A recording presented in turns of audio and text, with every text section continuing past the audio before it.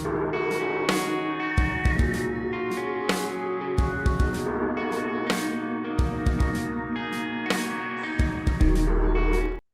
bonjour. Donc voici une histoire qui m'est arrivée quand j'étais jeune. Je devais avoir dans les 16 ans. Voilà. Et c'était à l'époque où je comprenais pas trop pourquoi il m'arrivait des attaques. Voilà. Donc un jour, enfin, ma mère connaissait des gens, enfin, là où elle travaillait à l'époque, qui étaient médecins, qui avaient une grande villa avec piscine, voilà. Et, euh, et parfois, l'été, ils partaient en vacances. Donc, ces gens-là, c'est des professeurs hein, en médecine. Ils partaient médecins du monde. Voilà. Et donc, ils demandaient à ma mère si elle voulait bien garder la villa. Donc, c'est certain que, bon, on était contents. Il y avait la piscine, il y avait plusieurs chambres. Voilà.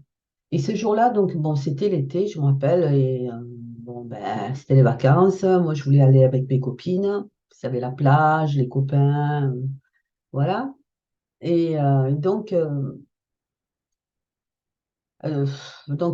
voilà, j'étais avec mes copines et tout ça. Puis, quand je rentre à la maison, elle me dit, ben, ce soir, on dort chez machin. Il nous donne, enfin, il nous prête la villa pour un mois. J'ai dit, oh, purée, un mois. Un mois, parce que moi, dans cette maison-là, en fait, je me sentais en prison. Je me sentais renfermée, j'étouffais, parce qu'en fait, il y a des murs comme ça. Oui, c'est bien d'avoir une villa, la piscine.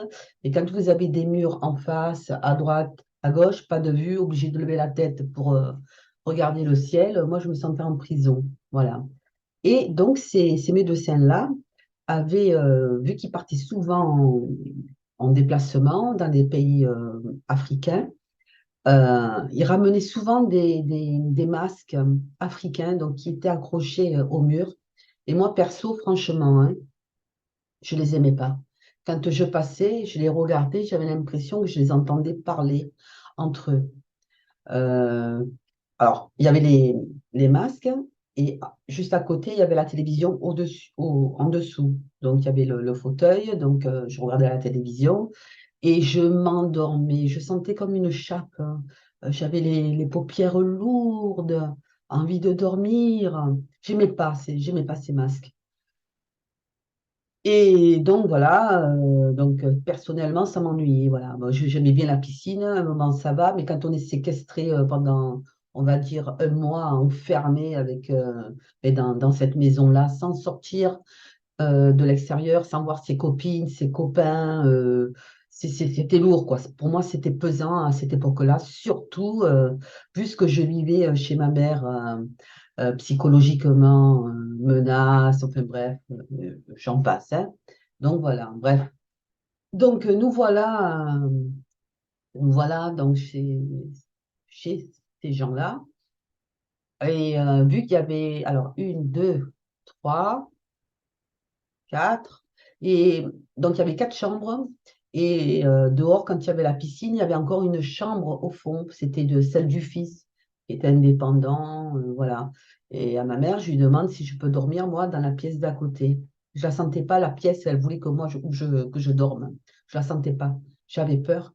Quand à peine j'ouvrais la porte, ça me prenait au plexus, une peur intérieure. Et je sentais quelque chose, mais je ne le voyais pas. Voilà. Et non, non, non, elle a insisté, non, non, non, tu dormiras là. Et j'ai dit non, maman, j'aimerais bien dormir à côté. Il n'y avait personne. On était quoi? On était, ouais, on était quatre enfants, je veux dire, il y avait la place largement. Puis il y avait un lit, une chambre pour adultes et toutes les pièces, et c'était voilà, des chambres. Elle n'a pas voulu. J'ai dit, oh purée. J'avais ce que je vais faire, c'est que je vais dormir avec la lumière allumée. Parce qu'en fait, à force de voir des choses, j'avais peur du noir. Je ne supportais plus le noir. Il me fallait une lumière parce que j'ai tout fait. J'ai tout fait. Et bah déjà dans la journée, il y avait mon petit frère et ma sœur. Donc ils étaient dans la piscine, ils ne savaient pas nager. Naturellement, elle n'a pas acheté des bouées. Et moi non plus, bah, j'ai peur de l'eau, hein. Et quand j'ai pas pied, je panique. J'ai failli me noyer aussi plusieurs fois. Et donc ce jour-là, donc il se baignait, il s'était accroché au bord. Et mon petit frère, je ne sais pas ce qui se passe, il lâche et je le vois couler.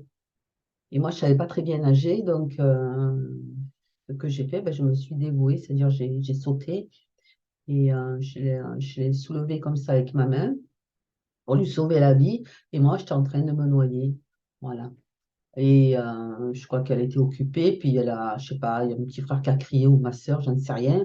Et heureusement, voilà, elle a sorti de l'eau, puis après, ben, ça a été mon tour. Déjà, ça a commencé comme ça la journée. Voilà. Ensuite, je vais dans la chambre. Bon, naturellement, on avait interdiction de toucher quoi que ce soit, chose qui est normale, hein, ça ne me dérangeait pas. Mais j'ai pas le droit de lire un livre ou d'allumer la télévision. Enfin, voilà, quoi. Donc, enfin, bref, la prison totale, mis à part la piscine de mes deux. Voilà. Et ça commence. Donc, je voulais en revenir sur la force de la prière. C'est là que j'ai appris, que j'ai compris que la prière était une arme absolue contre, contre les entités, contre les fantômes, contre les énergies négatives, contre les démons. J'ai compris là ce que c'était que la prière, le fait de prier et la force et la puissance que ça pouvait avoir.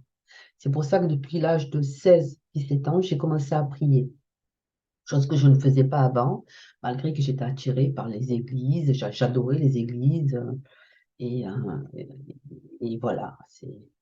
Donc, la première nuit, donc je me suis couchée esprit à, je crois, minuit, 1 heure du matin. Donc, ma mère, chaque fois, elle ouvrait la chambre. Je n'avais pas le droit d'avoir une chambre, hein, d'être indépendante, d'être tranquille, hein, de faire ce que je voulais. C'était les vacances d'été, donc on n'avait pas le droit. Couche-toi, couche-toi. Donc, va te faire foutre, tu vas dans ta chambre, occupe-toi de tes affaires et lâche un peu tes gosses, quoi. Qui décompressent. C'était déjà la prison dans sa maison. Donc là, il fallait aussi que ce soit la prison. Et moi, j'avais peur. J'avais peur de fermer les yeux parce qu'il était arrivé une époque où je ne dormais plus. Je dormais quoi enfin, je m'assoupissais de sommeil à force de résister, résister. Là, le moment où on ne tient plus. Et moi, j'avais peur de m'endormir parce qu'à chaque fois, je subissais des attaques. Des attaques. C'était du non-stop, aucun répit. Aucun répit. Voilà. Donc, elle me force à me coucher. Elle était la lumière comme ça, sans mon consentement. Et naturellement, dans cette pièce-là, il faisait noir. Et où on habitait, il y avait un lampadaire à l'extérieur qui éclairait un peu la pièce. Donc, ça allait un peu, quoi. Donc, je fermais les yeux, j'ouvrais, je fermais les yeux, je regardais la lumière. Voilà. Mais là, c'était là, on va dire, quelque part, c'était à Marseille. C'est dans les petits quartiers, quartiers de Bourges. Là, il n'y avait pas de lampadaire, en fait. Il faisait noir, nuit. Voilà, on voyait rien. Et moi, déjà, je commençais à suffoquer, à suffoquer.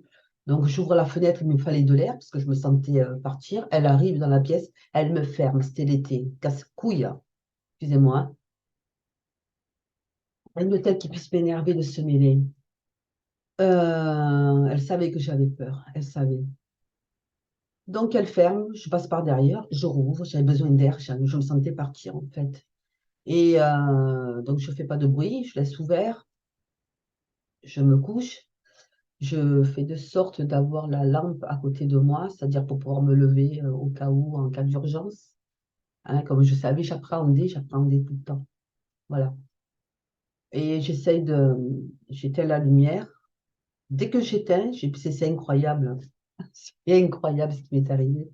J'éteins et je vois trois types.